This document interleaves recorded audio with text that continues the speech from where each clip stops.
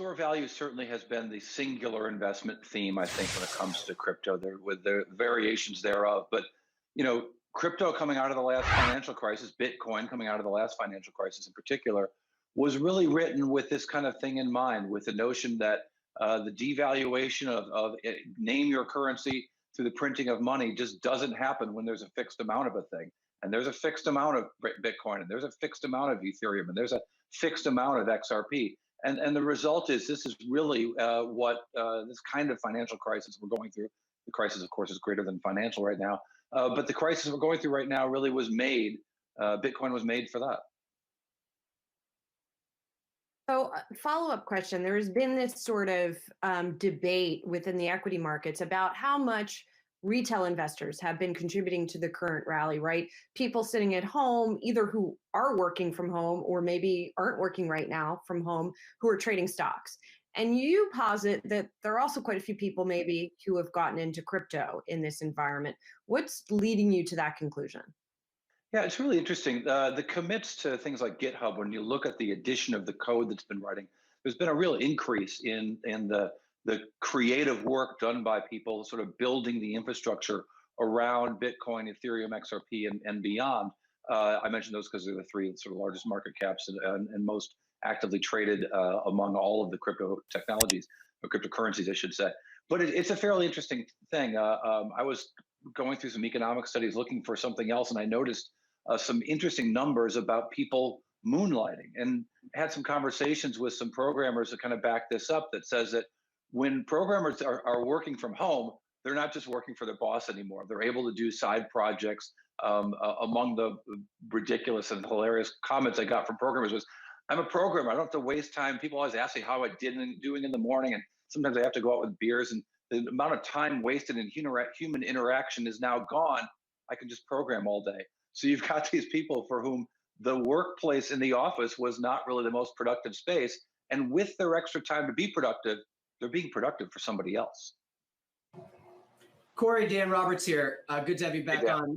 Let's get your take on the latest out of Facebook and Libra, because I remember even amid all of the hearings and all the politicians being concerned about it and going after it, people in your world, the crypto people, were saying, well, this is great for the space. Facebook getting in, this is a great thing. This is going to really bring cryptocurrency mainstream. People are going to pay attention to this.